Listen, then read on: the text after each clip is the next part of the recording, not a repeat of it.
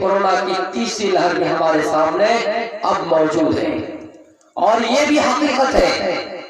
میں کھل کر بول رہا ہوں، یہ بھی حقیقت ہے، بیماری کچھ ہے لیکن چال بہت بڑی ہے، بیماری کچھ ہے، آپ اس کو بھی بالکل سیریس لے کر نہیں کہہ سکتے کہ بیماری نہیں ہے لیکن سازش بہت بڑی ہے، آپ دیکھ لیجئے۔ اور یہ بیماری پتہ نہیں کیسی ہے، یہ ہوائیں جو ہمارے پاس چلی آ رہی ہے، یہ بھی بڑا عقل مند ہے، بڑا ہوشیار ہے، یہ وقت پر آتا ہے، اور کہاں کہاں آتا ہے؟ جہاں پر دیکھ رہا ہے کہ الیکشن نہیں، کیونکہ ان کو الیکشن سے بہت ڈر لگتی ہے، یہ پتہ نہیں یہ بیماری ہم کو لگتا ہے اماں کے پیٹ سے سیکھ کے آئی ہے، جہاں جہاں پر چناؤ ہوں گے ان کو ڈر لگتی ہے کہ ہم وہاں پر نہیں جائیں گے، لوگ کی بھیڑ ہمیں کھا جائے گی۔ میرے بھائیوں آپ دیکھ لیجئے کہ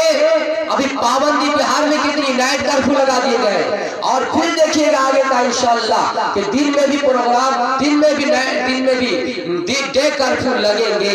کیونکہ ہم اور آپ اس چیز سے بالکل واقف ہیں۔ جب ایک آدمی گھوڑا بیچنے کے لیے آیا مجبوری کی حالت میں، جب لوگوں نے دیکھا ان کی مجبوری ہے، ان کو علاج کرانا ہے، اپنی اماں کا علاج کرانا ہے، ان کی گھوڑے مجبوری کے تحت وہ بیچ رہا ہے، اور وہ گھوڑے 50,000 کی گھوڑے 30,000 میں بیچ رہا ہے کہ کوئی لے لے۔ جب اس نے دیکھا کہ مجبوری ہے تو اس نے کہا نہیں 30,000 کے لیے 40,000 کی ہے، اپنے سے 50,000 دینے کے لیے تیار ہو جاتے ہیں۔ میرے بھائیوں کتنے ایسے مشکلات ہمارے سامنے سے آئیں گے، لیکن ہمیں ان سے بالکل گھبرانا نہیں ہے، ہمیں اپنا ایمان مضبوط کرنا ہے، اور ہم اللہ والے ہیں، ہم اسلام والے ہیں، ہمارے شریعت نے ہمیں سب کچھ حل بتا دیا ہے، کون سی بیماری سے کتنے پرہیز رکھنا ہے، کون سی بیماری سے کتنے اجتناب کرنا ہے، ساری چیزیں ہمیں بتا دی ہے، اور ان کورونا کا پورا علاج ہمارے نماز میں ہمیں ملتا ہے، ہمارے وضو میں ملتے ہیں، بار بار ہاتھ دھونا،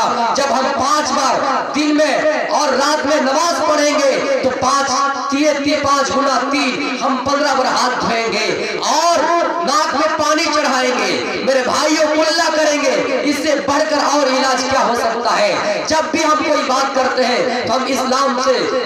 سے اس کو ملاتے ہیں، قرآن و حدیث سے ملا کر ہم اس بات کو کرتے ہیں، لیکن آج تک دیکھ لیجئے 2019 میں یہ بیماری آئی، کسی بھی پرشاسن نے یہ کہا، کسی بھی پرشاسن نے، کسی بھی سرکار نے یہ کہا کہ مسلمانوں، ہندوؤں، سکھوں، جینیوں، بدھسٹوں، جب ہم اتنے کاروائی کر کے، اتنی پابندی کر کے، سوشل ڈسٹنس کر کے، اتنی ساری چیزیں کر کے، پھر بھی یہ تیسری لہر جب ہمارے سامنے آ چکے ہیں، چلو یہ کام کرتے ہیں، ہندو اپنے رام سے دعا کرے، مسلمان اپنے ایشور سے دعا کرے، اللہ سے دعا کرے، عیسائی اپنے جیسس مسیح عیسیٰ سے دعا کرے، سکھ اپنے گرو نانک سے دعا کرے، جین اپنے مہاویر سے دعا کرے، جب تک ہم بھکتی میں نہیں آئیں گے، جب تک ہم ایشور کے بھکت نہیں بنیں گے، جب تک ہم عبادت میں شامل نہیں ہو جائیں گے، یہ بیماری ختم نہیں ہوں گے۔ لیکن آج تک کسی پرشاسن کی زبان سے بات نہیں نکلی ہے۔ ہم جانتے ہیں کہ ہم سب سے زیادہ اگر کسی سے بھروسہ رکھتے تو اللہ کی ذات پر، وہ جانتا ہے کہ ہم سب سے زیادہ کسی پر بھروسہ رکھتے تو رام پر، لیکن وہ یہ کام نہیں کریں گے، وہ اعلان نہیں کریں گے، اور ہمارا اعلان 2 ہے، اپنے آپ کی بھی حفاظت کرنا، اللہ پر بھی بھروسہ رکھنا، توکل علی اللہ، اللہ کی ذات پر بھروسہ رکھنا، ومن یتوکل علی اللہ فہو حسبہ، جس نے اللہ کی ذات پر بھروسہ کیا اللہ اس کے لیے کافی ہے۔ لیکن اللہ کیا کہتا ہے اپنی حفاظت کے لیے؟ ہمارے سامنے شیر آ رہا ہے، ہمارے سامنے باغ ہے، لیکن اپنی حفاظت کی ذمہ داری کیسی ہے؟ ہم اس شیر سے دور بھاگے، ایسا نہیں کہ ہم اس شیر سے اس کے منہ تک بالکل قریب چلے جائیں اور اللہ پر بھروسہ کر لیں کہ اللہ ہماری جان کی رکشا کر لے گا، نہیں، پہلے اپنے آپ کی حفاظت کیسے کریں گے؟ اس شیر سے دور بھاگیں گے، یعنی یہ دنیاوی حفاظت بھی ہو گئے اور اللہ کی ذات پر بھروسہ بھی ہو گئے ہیں۔ میرے بھائیوں ہم نے گھوڑا کو باندھ کر اللہ پر بھروسہ کیا، گھوڑا چھوڑ کر ہم نے سو کر بالکل بھروسہ نہیں کیا۔ اگر حقیقت میں ان دونوں چیزوں کو سامنے رکھے جائے، غیر مسلم اگر اپنے رام سے دعا کرے، مسلمان اگر اپنے اللہ سے دعا کرے اور اپنے آپ کی بھی حفاظت کرے، انشاءاللہ یہ چوتھی لہر نہیں آئے گی، لیکن ہم جانتے ہوئے ایسی چیزیں نہیں کہیں گے۔ یا ایھا الناس اتقوا ربکم، اے لوگوں اپنے رب سے ڈرو، صنفان من اہل النار،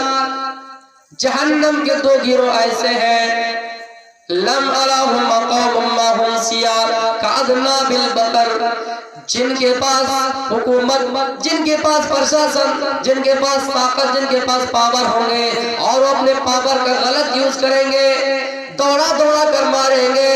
آپ اندازہ کیجئے جامعہ ملیہ میں مسلمانوں، آپ اس چیز کو اندازہ کیجئے کیسے پولیس گھس کر ٹوائلٹ میں چھپی ہوئی لڑکیوں کو اور ہاسٹل میں چھپی ہوئی لڑکیوں کو پکڑ کر ان کے بال کی مٹھی پکڑ کر کیسے مارا گیا، کیسے پیٹا گیا، ذرا سا بھی رحم نہیں آئے۔ آئے پولیسوں سنو، یہ ایشور نے تمہیں پاور دیا ہے، یہ تمہیں تمہارا رام ہی نے پاور دیا ہے یا نہیں تو میں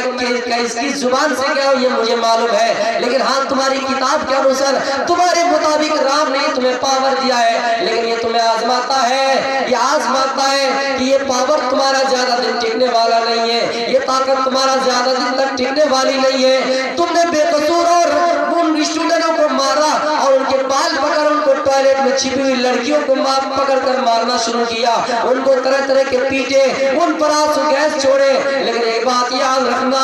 اللہ کیسے جگہ دیں گے جبکہ تمہارا رام تمہیں جگہ دینے کے لیے تیار نہیں ہوں گے، تمہارا رام تمہیں جگہ نہیں دیں گے۔ رام بھی یہ نہیں چاہتا ہے، رام بھی نہیں چاہتا کہ کوئی انسان کسی کو ناک مارے، کوئی انسان کسی کی گال پہ تھپڑ مارے، تو اللہ کیسے برداشت کرے گا؟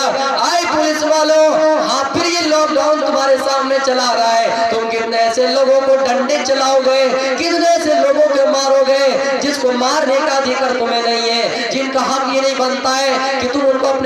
اپنے لاٹھی سے اپنا لاٹھی چارج کرو۔ میرے پیارے ساتھیوں، یہ تمہیں ہم ہی نے پاور دیے ہیں، ہم نے تمہیں پولیس کی وردی پہنائے ہیں، آج تمہاری وردی دیکھ کر ہم تمہاری عزت کرتے ہیں، ہم تمہارا مان اور سمان کرتے ہیں۔ تمہارا کام ہے کہ تم سب کو آپس میں ایک جیسا لے کر چلو، لیکن ہاں اگر تم کسی لوگوں کو، بے قصور لوگوں کو مارتے ہو تو ایک بات یاد رکھنا، تمہیں نرک میں جگہ ملے گی، سوال میں کبھی جگہ نہیں ملے گی۔ ہاں سنو، اگر تم نے کسی کے اوپر لاٹھی چارج کیے اور بے قصور لوگوں کو مارے تو تم یہ سوچو کہ تمہارا دوسرا جنم کیا ہوگا، کہیں ایسا نہ ہو کہ تمہیں بھینس بنا دی جائے، کہیں ایسا نہ ہو کہ تمہیں بلی بنا دیا جائے، کہیں ایسا نہ ہو کہ تمہیں کتا بنا دیا جائے، اس لیے ان چیزوں سے ڈرو۔ اور میں یہ کہنا چاہتا ہوں، اے مسلمانوں، پابندی ہم پر لازم ہے، لیکن ساتھ ہی ساتھ اللہ پر بھروسہ رکھیے، توکل علی اللہ، ومن یتوکل فہو علی اللہ فہو حسبہ، جس نے اللہ کی ذات پر بھروسہ رکھا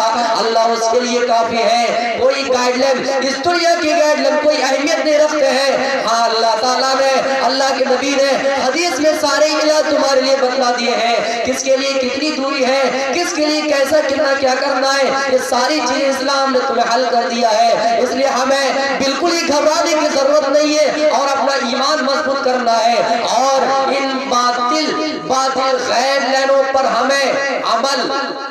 اس دیش کے مطابق کرنا ہے، لیکن دل سے نہیں کرنا ہے، کیونکہ وہ چیز تو ہم اپنے سے خود کر رہے ہیں، ہمیں اس چیز کا اندازہ ہے۔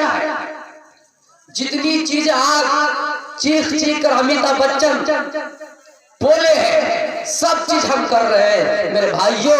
ہمیں کیسے کہا جائے گا کہ آپ گائیڈ لائن پر عمل نہیں کرتے ہیں؟ ہم اور آپ اپنا ایمان مضبوط کریں، اور انشاءاللہ اگر کوئی ہم پر چھیڑ کھاڑی کرتا ہے، اگر کوئی ہم پر بے قصور لوگوں کے اوپر ڈنڈا چلاتا ہے، آپ کو یہ ادھیکار ہے آواز اٹھانے کی۔ میرے بھائیوں، اور جن لوگوں نے جامعہ ملیہ کے اسٹوڈنٹ کو مارے، اور دیکھیے آج ان کا حال کیسا ہوا، جو اسٹوڈنٹ اس دیش کا بھوشیہ ہے، جو اسٹوڈنٹ اس دیش کا فیوچر ہے، مستقبل ہے، اسٹوڈنٹ سے اس دیش کی ترقی آگے بڑھ سکتی ہے، لیکن انہی پر لاٹھی چارج کیے جا رہے ہیں، اور کون کر رہے ہیں؟ ان کے پیچھے کس کا ہاتھ ہے؟ ہم اور آپ اس کو اچھی طریقے سے جانتے ہیں، ورنہ اسٹوڈنٹ پر لاٹھی چارج کرنا اور ان کو چھوڑ دینا یہ معمولی بات نہیں ہے۔ میرے پیارے ساتھیوں، آج دیکھ لیجیے اس دیش کی کرنسی کتنے پیچھے چل گئے ہیں، یہ اللہ کی طرف سے مار ہے، یہ عذاب نہیں ہے تو اور کیا ہے۔ آج دیکھ لیجیے جہاں سے اس بیماری کا وجود ہوا کتنے ٹھنڈے ہیں، اور ہمارے دیش میں کتنے کوہرام مچا دیے گئے ہیں، ہمارا دیش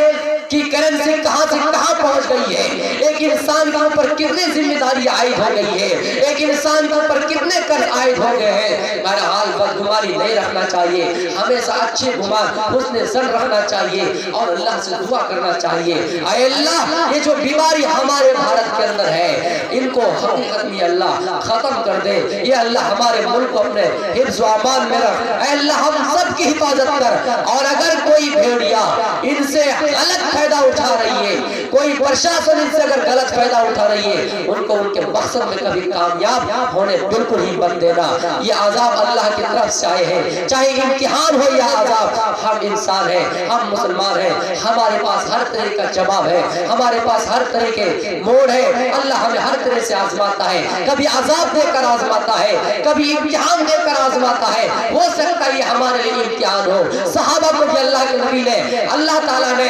امتحان سے آزمایا, بھوکے رکھ کر آزمائے, صحابہ کو پیاسے رکھ کر آزمائے. میرے پیارے ساتھیوں, نبی کو بھوکے رکھ کر آزمائے. ہو سکتا ہے یہ اللہ تعالیٰ ہمارا امتحان لے رہا ہے, اور ہمارے ملک میں ہماری اوقات کہاں سے کہاں رہ گئی ہے. آج مزدوروں کو ان کی روزی نہیں مل رہی ہے, لوگ بے روزگار